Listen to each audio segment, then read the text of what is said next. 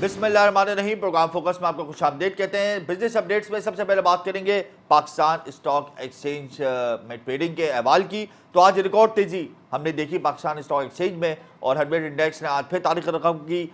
Hundred index तारीख में पहली दफा 57,750 पॉइंट की नफसाती हद पर ट्रेड हुआ। इससे पहले हंड्रेड इंडेक्स इस लेवल पर कभी नहीं पहुंचा था। रोज हम देख रहे हैं कि हंड्रेड इंडेक्स अपने ही रिकॉर्ड तोड़ता हुआ नए रिकॉर्ड बनाने पर गामजन है। उसके बाद मार्केट में हमने करेक्शन देखी और मार्केट नेगेटिव जोन में दाखिल हो गई और 57,182 पॉइंट की नफसाती हद पर मार्केट का इख्तिताम हुआ। इसके अलावा अगर इंट्राडे की बात करूं तो 57,045 पॉइंट का लो लेवल आज हंड्रेड इंडेक्स ने देखा। करेक्शन तो ऑब्वियसली आनी थी स्टॉक मार्केट में क्योंकि रिकॉर्ड हाई पहुंच गई थी मार्केट और प्रॉफिट टेकिंग का सिलसिला हमने देखा। उसके बाद मार्केट पहले पॉजिटिव साइड गई, फिर रिकॉर्ड पॉजिटिव गई, उसके बाद फिर नेगेटिव साइड पे गई।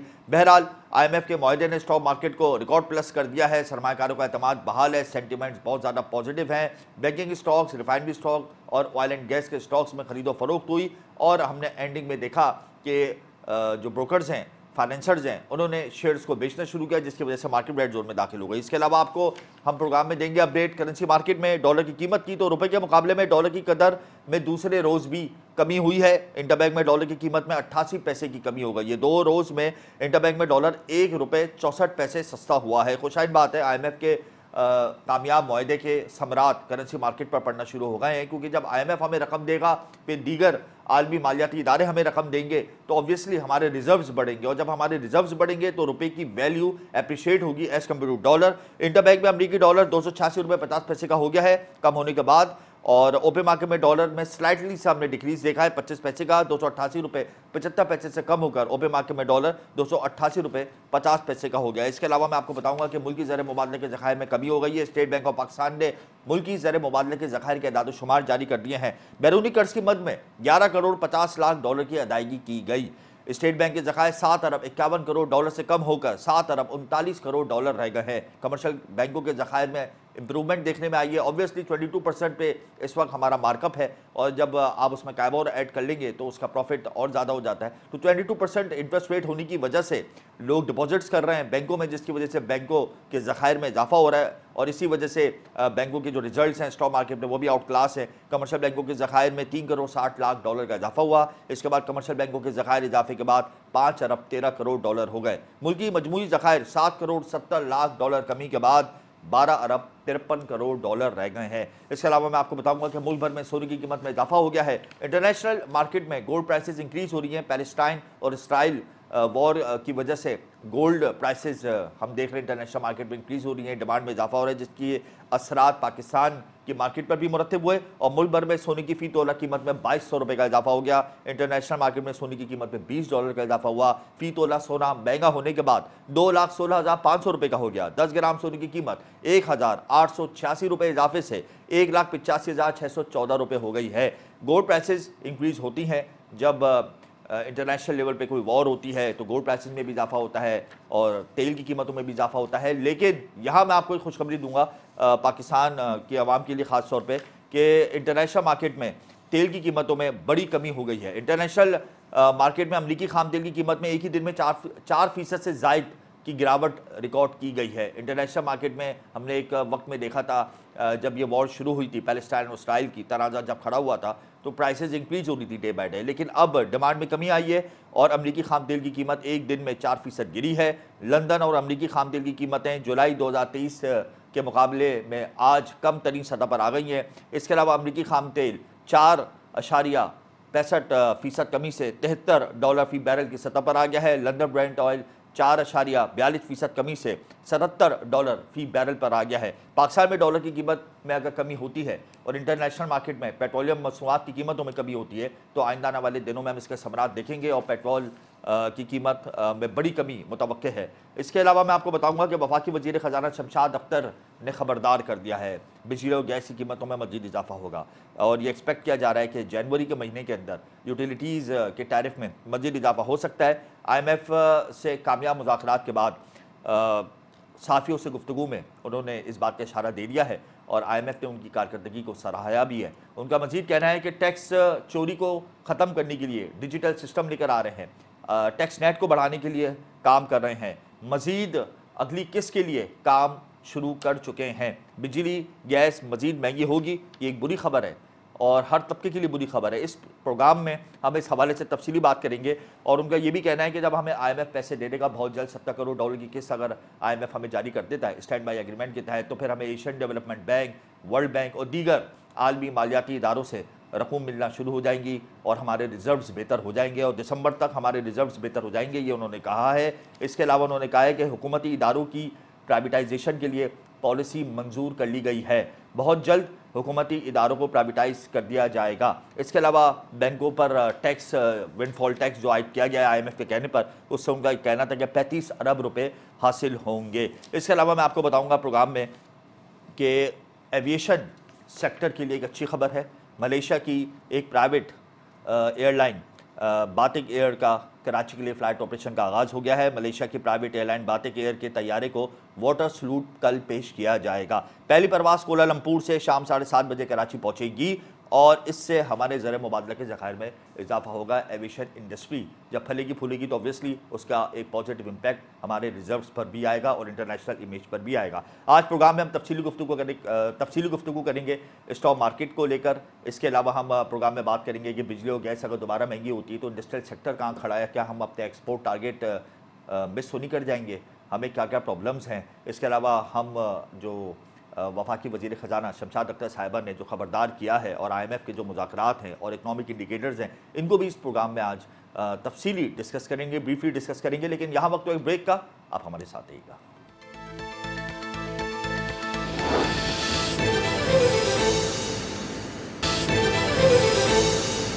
Welcome back. IMF से कामयाब मुज़ाकरात हो गए हैं और रिजर्व्स बेहतर होना शुरू हो जाएंगे।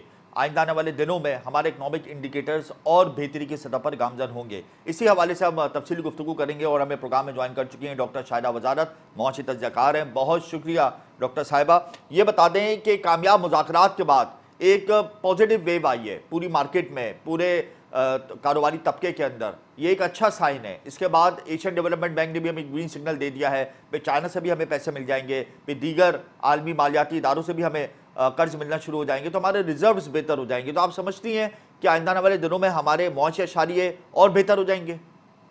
देखिए, ये बहुत अफसोसनाक है कि हमें थोड़े से पैसे मिलते हैं और इतनी सख्त शराइत के बाद, और उस पर इतनी खुशी होती है कि सारे इंडिकेटर्स पॉजिटिव होना शुरू हो जाते हैं। आप देखिए कि ये पाकिस्तान की जो मईशत है ये बिल्कुल तबाही की तरफ चली गई है IMF से कर्जे लेने की वजह से। और फिर फाइनेंस मिनिस्टर का ये बयान कि इसके बाद और भी मजीद IMF से कर्जे लेंगे और जब जमहूरी हुकूमत आएगी वो भी कर्जे लेगी IMF से। ये अगर कोई लेमैन ये कहे तो मैं समझ सकती हूँ कि लेमैन को कुछ इतनी मालूमात नहीं होती, मगर एक प्रोफेशनल इकोनॉमिस्ट जब ये कहे कि उनके पास और कोई प्लान नहीं है, कोई बेहतर प्लान नहीं है, सिर्फ कर्जे ले लेके कर्जों की अदायगी करना है, तो ये बहुत अफसोसनाक है। देखिए, हमने इस पर एक स्टडी की है और हमने फॉरेन लोन्स की सस्टेनेबिलिटी देखी है और हमारी जो स्टडी है इकोनॉमिक्स डिपार्टमेंट ने की है, उसके मुताबिक पाकिस्तान के जो फॉरेन लोन्स हैं ये अनसस्टेनेबल हो गए हैं। अनसस्टेनेबल होने का मतलब ये है कि अगर अब हम मजीद कर्जे लेंगे तो हम उनकी अदायगी नहीं कर सकेंगे। तो लेकिन डॉक्टर साहिबा यहाँ मैं एक बात ऐड ऑन करना चाह रहा हूँ, अगर हम कर्जे नहीं लेंगे तो फिर क्या करेंगे? अगर हम खुश नहीं होंगे वक्ती तौर पे तो फिर क्या करेंगे? हमारे पास अपनी कोई पॉलिसी नहीं है, हमारा कोई अपना टैक्स सिस्टम नहीं है, हमारी अपनी कोई इकोनॉमी नहीं है, हमारे पास प्रोफेशनल्स नहीं है, हमारे पास ना लॉन्ग टर्म पॉलिसी है ना शॉर्ट टर्म पॉलिसी है, तो हम IMF की तरफ देखते हैं। और जब IMF की तरफ देखेंगे और हमें पैसे मिलेंगे और हमारे रिजर्व्स बेहतर होंगे तो हम वक्ती तौर पे खुश तो होंगे ना। हमारे पास तो अपना कुछ है ही नहीं। आप क्या कहती हैं इस हवाले से? और ये कई सालों से प्रैक्टिस है, ये कई सालों की प्रैक्टिस है। मेरे पास इससे बहुत बेहतर स्ट्रेटजीज मौजूद हैं। मैंने इस पे एक किताब भी लिखी है और मैंने उसका बहुत वाज़ेह तरीके से बहुत से सेमिनार दिए हैं और मैंने बताया किस तरह मेरी जो स्ट्रेटजी है वो IMF की स्ट्रेटजी से बहुत सुपीरियर है। देखिए, IMF जो कर रही है, आपके पास पैसे आ रहे हैं, वो सिर्फ इसलिए आ रहे हैं कि आप अगले कर्ज की अदायगी कर सकें। हम लोग कर्जे ले रहे हैं और कर्जों की अदायगी कर रहे हैं। हम अपनी मईशत को, बिल्कुल हमारी मईशत सुकड़ गई है और हमारे यहाँ बहुत सी सैकड़ों फैक्ट्रीज बंद हो चुकी हैं। लाख करोड़ों लोग, 1.5 करोड़ के करीब लोग अनएम्प्लॉयड हो गए और हम बहुत खुश हो रहे हैं कि हमें कर्जा मिल गया है। डॉक्टर साहिबा, एक मैं सिस्टम इस पाकिस्तान में राइज है, वो सिस्टम जो है वो मैं खत्म जरा नहीं हो पा रहा मुकम्मल कर लूं। है। इतना मैं ये कह खतरनाक रही हूं सिस्टम है जो हमारी कि मईशत को मैंने खोखला एक कर चुका है। स्ट्रेटेजी दी है जो बहुत बेहतर है आईएमएफ के मॉडल से, जिससे हम कर्जे भी अदा करते रहेंगे मगर हमारी मईशत जो है वो भी सुकड़ेगी नहीं, वहाँ खुशहाली आएगी मगर साथ में आप कर्जे भी अदा कर सकेंगे। मेरी जो स्ट्रेटेजी है, मैंने 12 इसका जिक्र किया है प्रोग्राम्स में भी और सेमिनार्स में भी, कि मेरे पास एक स्ट्रेटेजी है जिससे हम कर्जे भी अदा कर सकेंगे, हम डिफॉल्ट भी नहीं करेंगे और हम मुल्क में भी खुशहाली आएगी, सनतें भी नहीं बंद होंगी। तो मेरी समझ में ये नहीं आता कि आखिर हमारी हुकूमत और हमारे सारे पाकिस्तान के लोग इतना क्यों एक ऐसी स्ट्रेटेजी से खुश होते हैं जो मुल्क में बदहाली ला रही है, जो मुल्क की मईशत को बिल्कुल तबाह कर रही है, मगर कर्जों की अदायगी हो जाएगी। देखिए, कर्जों की अदायगी मेरी स्ट्रेटेजी से भी होगी और उससे बहुत बेहतर तरीके से होगी जिस तरीके से हम आईएमएफ से कर्जा लेके कर्जों की अदायगी कर रहे हैं। स्ट्रेटेजी पे अमल करने के लिए टीम दरकार है। हमारे पास टीम नहीं है। एक सिस्टम राइज है पाकिस्तान में कई सालों से, वो सिस्टम पाकिस्तान की मईशत को खोखला कर रहा है। ब्यूरोक्रेसी का सिस्टम है, जागीरदारों का एक सिस्टम है, टैक्स चोरों का एक सिस्टम है, जखीरा अंदोजों का एक सिस्टम है। ये टैक्स सिस्टम, अगर ये सिस्टम जो मौजूद हैं, ये जितने भी माफियाज मौजूद हैं, इनके होते हुए कौन सी स्ट्रेटेजी अप्लाई हो सकती है इस पाकिस्तान में? जब तक ये माफियाज का हम खात्मा नहीं करते, हम किसी भी स्ट्रेटेजी के ऊपर अमल नहीं कर सकेंगे। आप इस बात को मानती हैं? इससे बहुत बेहतर स्ट्रेटेजी है और हमारे पास पूरी टीम भी है और हमारे पास बहुत से ऐसे बाहरी माशियात हैं जो इस स्ट्रेटेजी में, मतलब उनको भी इसके बारे में पता है और वो इम्प्लीमेंट भी कर सकते हैं। मगर हम लोग बेहतर स्ट्रेटेजी की तरफ इसलिए नहीं जा रहे हैं क्योंकि हमारा हशर बिल्कुल उस तरह किया जा रहा है जैसा सोवियत यूनियन का था, कि सोवियत यूनियन भी न्यूक्लियर पावर थी, उनके पास बहुत मिसाइल्स थे, मगर उनकी इकोनॉमिक उनको कोलैप्स किया गया और इकोनॉमिक कोलैप्स के बाद उनका मुल्क का शिराजा बिखर गया। हमें भी उसी तरफ ले जाया जा रहा है और मैं चाहूंगी कि आर्मी चीफ से और पाकिस्तान के कॉरिडोर्स ऑफ पावर में जो मुहिब वतन लोग हैं, मैं उनसे कहना चाहूंगी कि प्लीज आप ये देखिए कि हम किस तरफ जा रहे हैं। हम कर्जा लेके कर्जों की अदायगी कर रहे हैं और हमारे पास जो इससे बेहतर स्ट्रेटेजी है उस तरफ क्यों नहीं कोई तवज्जो दे रहा है। हम एक ऐसी स्ट्रेटेजी ला सकते हैं, मतलब हमने बनाई है, जो पाकिस्तान की मईशत को उस्तवार करेगी, जो रिफॉर्म्स लाएगी। SIFC बेहतरीन स्ट्रेटेजी है, ला रही है। ये रिफॉर्म्स नहीं है, ये सिर्फ कर्जे लेके कर्जों की अदायगी कर रही है और लोगों की हाल खराब हो रहे हैं, लोग रोटी खाने के काबिल नहीं है, मगर आप तय्युशात इंपोर्ट किए जा रहे हैं, आप कुत्ते बिल्ली का खाना इंपोर्ट किए जा रहे हैं और आप कह रहे हैं कि आप बहुत खुश हो रहे हैं कि और पैसे मिल गए कि आप और कुत्ते बिल्ली का खाना इंपोर्ट करेंगे और तय्युशात करेंगे और लोगों के लिए रोटी खाना भी आपने मुश्किल बना दी है। तो मेरे पास एक बेहतर स्ट्रेटेजी है और मैं चाहूंगी कि कॉरिडोर्स ऑफ पावर में अगर कोई मुहिब वतन लोग हैं तो मैं उनकी तवज्जो उस तरफ दिलाना चाहूंगी कि यूं आईएमएफ से कर्जे ले लेके आप मुल्क को किस तरफ ले जा रहे हैं। क्योंकि डॉक्टर साहिबा SIFC एक बेहतरीन स्ट्रेटेजी है, आप इस बात को मानती हैं? जी, उसमें कुछ चीजें हैं, मैंने देखी है SIFC की, उसमें कुछ चीजें हैं, मगर उसमें हमारी जो स्ट्रेटेजी है उसमें मैंने ये किया है, जैसे इसमें मिनरल्स की बात की है तो मैंने भी मिनरल्स की बात की है, मगर मैंने कहा है कि आप मिनरल्स को इस तरह रॉ फॉर्म में ना दें क्योंकि जो ममालिक एनर्जी क्राइसिस है हमारे मुल्क में डॉक्टर साहिबा, एनर्जी क्राइसिस है। जी, एनर्जी क्राइसिस है, उसमें एनर्जी की भी मैंने जो अपनी किताब में है उसमें सिर्फ balance of payment crisis management भी करके बताया है, एनर्जी पॉलिसी भी बताई है और मिनरल्स के लिए भी पॉलिसी बताई है, एग्रीकल्चर के लिए भी, इंडस्ट्री के लिए भी। देखिए, आपको एक बहुत ही एक उस पर नहीं करना है कि आप बस ये जो मौजूदा पॉलिसी है वो सिर्फ कर्जे लेके कर्जों की अदायगी हो रही है। अच्छा डॉक्टर साहिबा, मुल्क में बेहतरी नहीं आ रही है, मुल्क में बहुत बदहाली आ रही है, मगर आप कर्जों की अदायगी कर रहे हैं। डॉक्टर साहिबा, खुशहाली के लिए आप कह रही हैं कि हमें एक इम्प्रेसिव स्ट्रेटेजी की ज़रूरत है, ये बहुत अच्छी बात है और हम सब इस बात पे मुत्तफिक हैं कि एक अच्छी हिकमत अमली हम लोगों को बनानी चाहिए। लेकिन डॉक्टर साहिबा, हुकूमत का जो सालाना खर्च है वो 18 अरब डॉलर है तकरीबन। ऑफशोर कंपनीज के थ्रू जितना भी ब्लैक मनी है वो पाकिस्तान से तकरीबन 20 अरब डॉलर मुल्कों से बाहर मौजूद है।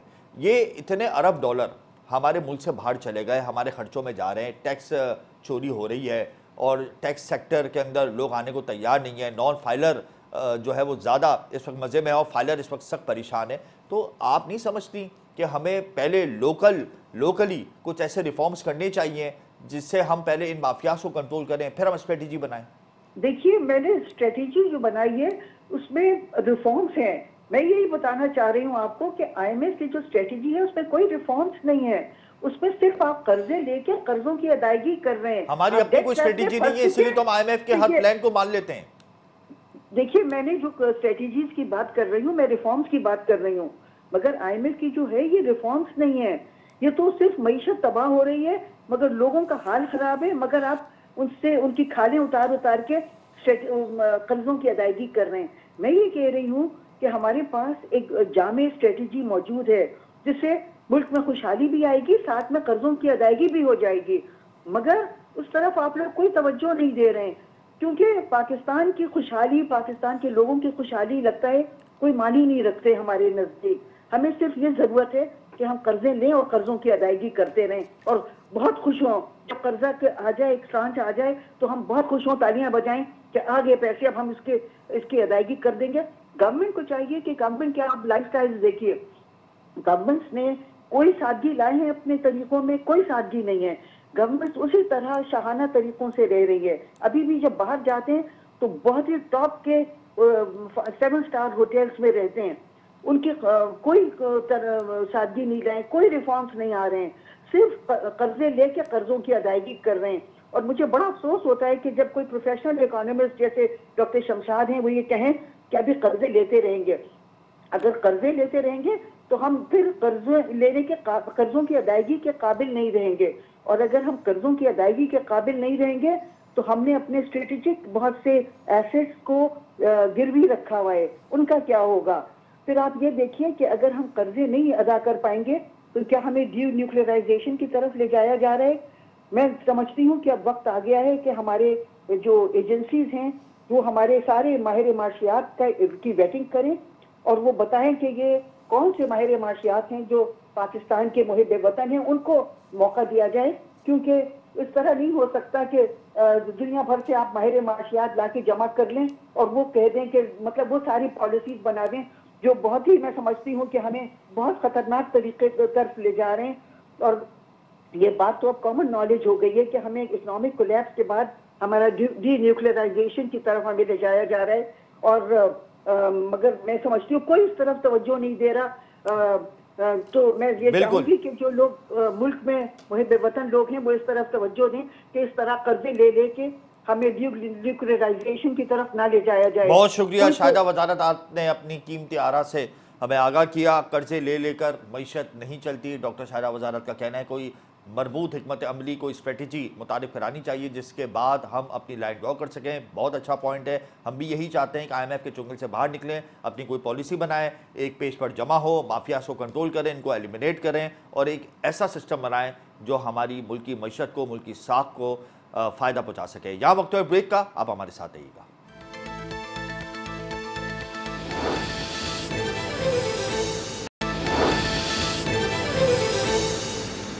Welcome back. आज भी पाकिस्तान स्टॉक एक्सचेंज में 100 इंडेक्स ने तारीख रकम कर दी है। तारीख की बुलंद तरीन सतह पे 100 इंडेक्स आज ट्रेड हुआ, लेकिन हमने क्लोजिंग नेगेटिव साइड पे देखी। 100 इंडेक्स 333 पॉइंट्स कमी के साथ 5706 पॉइंट्स की नफसाती हद पर बंद हुआ।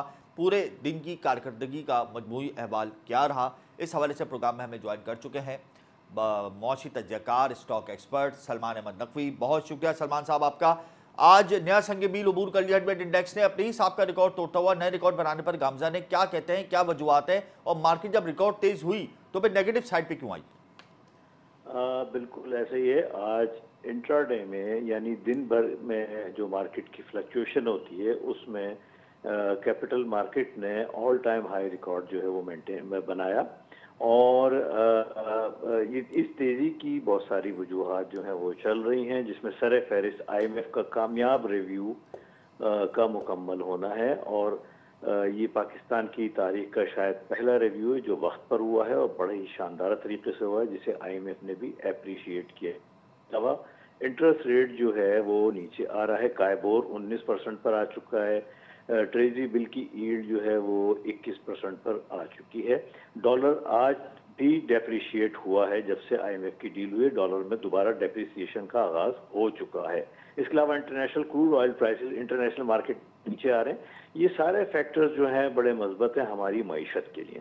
हाउएवर क्लोजिंग टाइम क्योंकि लास्ट ट्रेडिंग डे है वीक का, और पूरा वीक मार्केट में ज़बरदस्त तेज़ी रही है, बड़े वॉल्यूम्स बने हैं, तो अमूमन जब 2 दिन छुट्टी आ रही होती है तो उसमें प्रॉफिट टेकिंग का एहतमाम होता है, और ऐसे ही हुआ है और प्रॉफिट टेकिंग हुई है, जिसकी वजह से आखिर में मार्केट जो है वो माइनस में बंद हुई। अच्छा सलमान साहब, ये भी बताएं कि आज भी शेयर मार्केट वैल्यू जो है वो बहुत कम है एज कम्पेयर टू 2017। क्या समझते हैं, पोटेंशियल है मार्केट में? देखें, मार्केट कैपिटलाइजेशन 2017 में 100 अरब डॉलर को टच कर चुकी थी, और आज इन डॉलर टर्म्स तकरीबन 27.5 और 28 अरब डॉलर पर है जी। और इसी तरीके से मार्केट जो रेट्स हैं वो उसमें कम से कम 30-40% का फर्क मौजूद है। क्योंकि देखें 2017 के जो इंडिकेटर्स थे, जो मैक्रो इकोनॉमिक्स इंडिकेटर्स थे, वो खासे बेहतर थे। इंटरेस्ट रेट 7% पर था, डॉलर जो है वो हार्डली 110 रुपये पर था, और इसी तरीके से जो है तमाम दीगर इंडिकेटर्स जो है वो खासे मजबूत और पॉजिटिव थे। वो सिनेरियो दूसरा था, इसलिए उस वक्त एक बहुत बड़ी तेजी हुई थी। इस वक्त इंडेक्स की वैल्यू, इंडेक्स नंबर वाइज जो है वो उस हद को क्रॉस कर चुका है, मगर उसमें थोड़ा सा टाइम लगेगा। अलबत्ता हमें पूरा यकीन है इंशाल्लाह कि हम उस वैल्यूज को भी क्रॉस करेंगे। अच्छा, कौन कौन से स्टॉक्स में अब आज आपने तेजी देखी? कौन से स्टॉक्स साइलेंट मोड से एक्टिव मोड पे गए? कौन से स्टॉक्स में मंदी रही? ओवरऑल ब्लू चिप कंपनीज का अहवाल बता दें। देखें, आईएमएफ की ट्रांजैक्शन कंप्लीट हुई है, तो उम्मीद यही है कि जो सर्कुलर डेट से रिलेटेड स्टॉक्स हैं, सर्कुलर डेट पर यकीनन कोई ना कोई डेवलपमेंट जो है वो होगी। इसकी वजह से जो सर्कुलर डेट से रिलेटेड है, E&P सेक्टर जो है, इसी तरह ऑयल सेक्टर जो है, उसमें काफ़ी हमने फ्लक्चुएशन देखी, क्योंकि सर्कुलर डेट डायरेक्टली इम्पैक्ट करता है इन सेक्टर्स को। इसके अलावा गैस की कीमतें बढ़ने की बात आई, तो गैस यूटिलिटीज जिसमें सुई नॉर्थ और सुई सदर्न है, अपर लॉक भी लगे और इसमें बहुत बड़ा वॉल्यूम भी क्रिएट हुआ और बड़ा अच्छा इसमें काम होता रहा है। इसके अलावा फार्मास्यूटिकल में चूंकि खबरें हैं कि मजीद जो है कीमतें जो है दवाओं की वो बढ़ने के इम्कान हैं, इसकी मीटिंग अनकरीब होगी, इसलिए हमने फार्मास्यूटिकल में भी खासी अच्छी तेजी देखी है। बाकी दीगर सेक्टर्स में थोड़ी प्रॉफिट टेकिंग नजर आई, क्योंकि आज वीकेंड था, दो दिन की छुट्टी होगी, इसलिए अमूमन ऐसे वक्त में प्रॉफिट टेकिंग का एहतमाम होता है। अच्छा सलमान साहब, IMF के नेक्स्ट रिव्यू में भी हम दाखिल होंगे। वफाकी वजीर ख़जाना ने इशारा दे दिया है और कहा है कि हम उस हवाले से अपने जो पॉइंट्स हैं वो डिस्कस करनी शुरू हमने कर दिए हैं, प्लानिंग करनी शुरू कर दी है, और जनवरी के अंदर बिजली और गैस की कीमतों में मजीद इजाफा होगा। और कोई पेशगी शर्त भी नहीं रखी IMF ने, बल्कि कारकर्दगी को सराहा है। तो अगर कीमतों में इजाफा होता है और हम दोबारा लोन की तरफ जाते हैं IMF से बड़े पैमाने पर, तो आप क्या समझते हैं कि आइंदा वाले दिनों में मार्केट के ऊपर इसके क्या साथ मुरतब होंगे? देखें, ये जो मौजूदा स्टैंड बाय एग्रीमेंट है, इसकी 3 किस्तें हैं। पहली किस्त 1.2 बिलियन डॉलर की मिल चुकी थी, 700 मिलियन डॉलर की कल अप्रूव हुई है, और अब रिमेनिंग 1.19 बिलियन डॉलर जो है वो इलेक्शन के बाद फरवरी मार्च में मिलेगी। उसका रिव्यू जो है जनवरी एंड में एक्सपेक्टेड है, और उसके लिए जाहिर है जो शराइत हैं कि गैस की कीमतें बढ़ना या दीगर शराइतें जो अभी बाद में सामने आएंगी, और रेवेन्यू टारगेट को पूरा करना है। रेवेन्यू टारगेट को पूरा करने के लिए हो सकता है कि रिटेलर टैक्स या प्रॉपर्टी टैक्स या एग्रीकल्चर टैक्स भी इम्पोज करा जाए। तो ये इम्कानात मौजूद हैं, और मैं समझता हूँ कि ये ज़रूरी होंगे, और इस तरह जो है हम IMF की जो है तीसरा रिव्यू भी जो है सक्सेसफुली कंप्लीट कर लेंगे।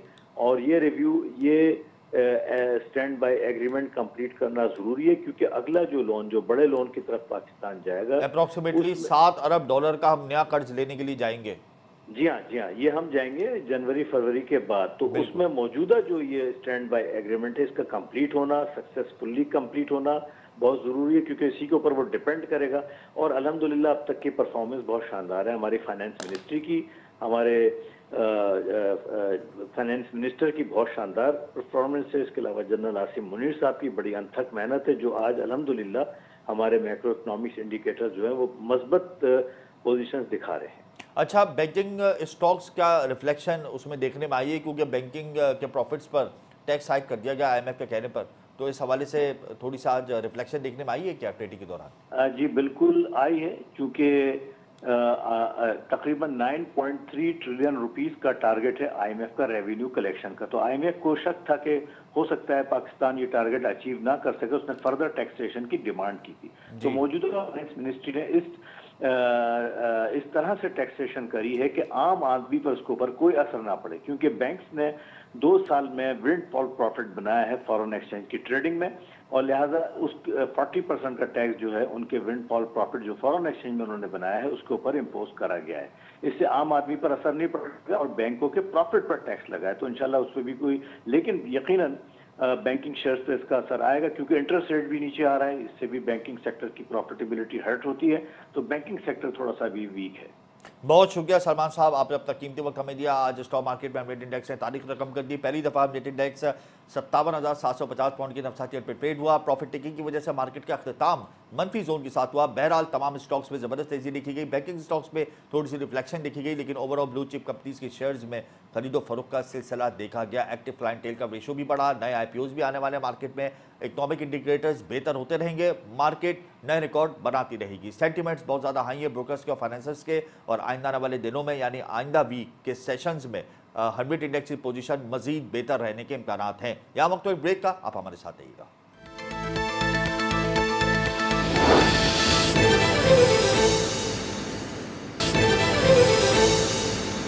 Welcome back. बिजली और गैस मजीद महंगी होगी, इशारा दे दिया है वफाकी वजीर खजाना ने, क्योंकि आईएमएफ ने कहा है कि अपने सर्कुलर डेट को कम करने के लिए, ख़त्म करने के लिए आपको टैरिफ में मजीद इजाफा करना होगा।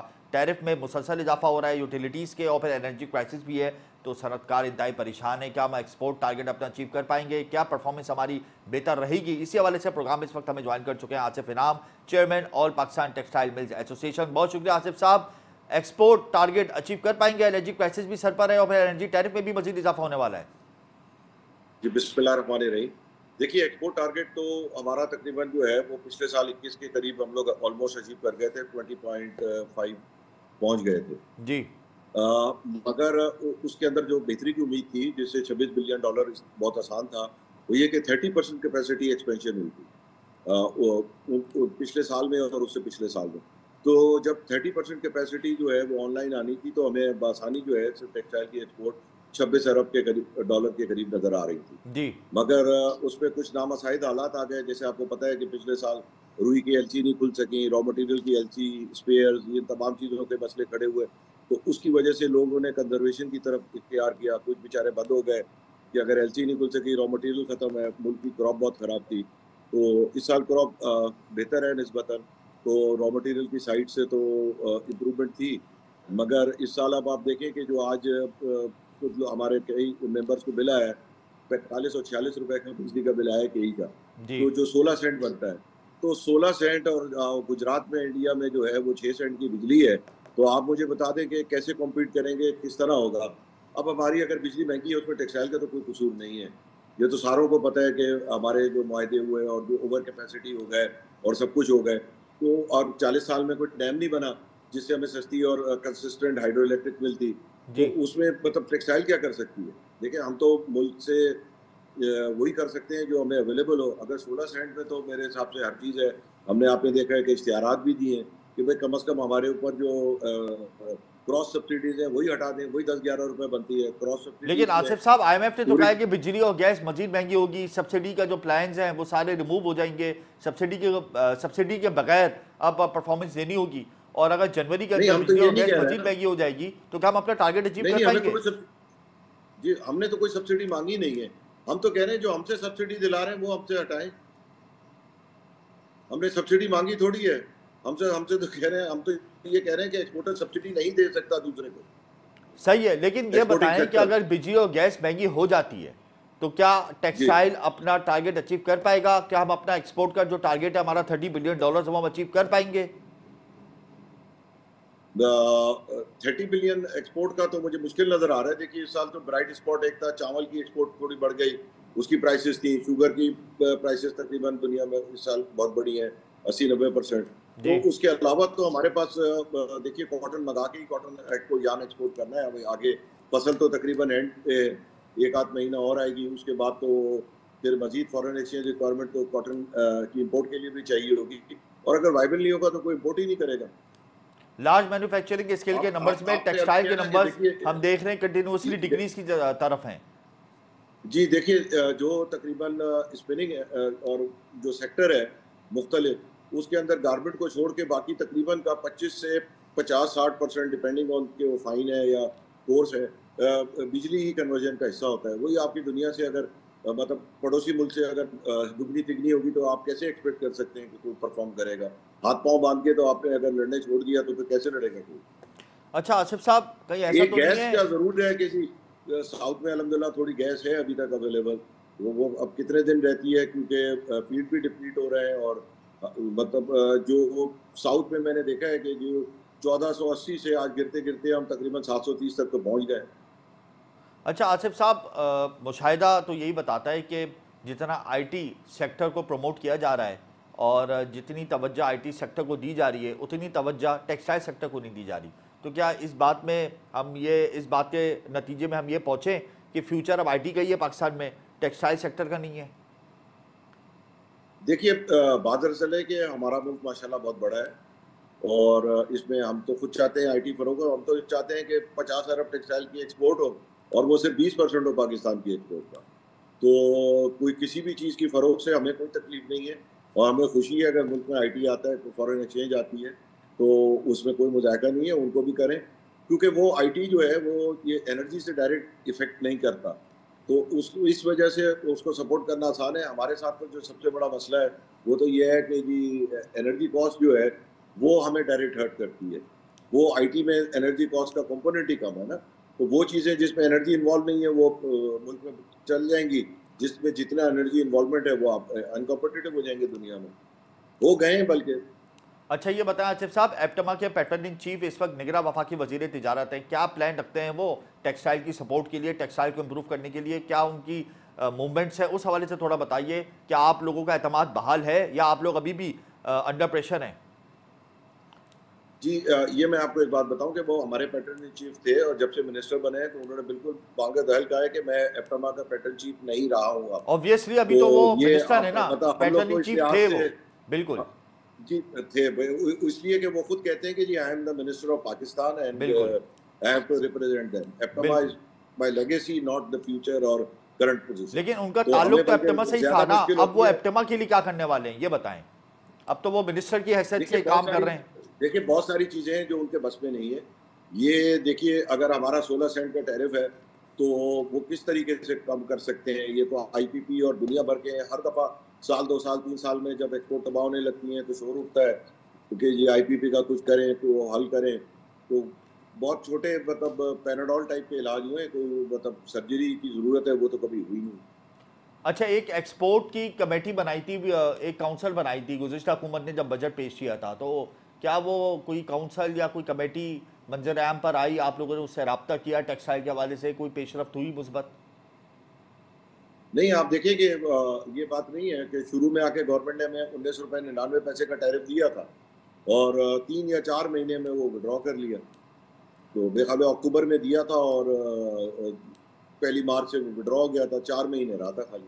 अच्छा, अब ये बताते हैं आखिर में तो आसिफ साहब पाकिस्तान में जो देखिए, पाकिस्तान में ये इन्वेस्टमेंट इसलिए हुई थी जो 5-6 अरब डॉलर की टेक्सटाइल में हुई है, जी तो वो इस वजह से हुई थी कि जो उससे पहले गवर्नमेंट थी उसने बिजली और उसके अंदर टेक्सटाइल की रीजनली कंपेटिटिव रेट दिए थे।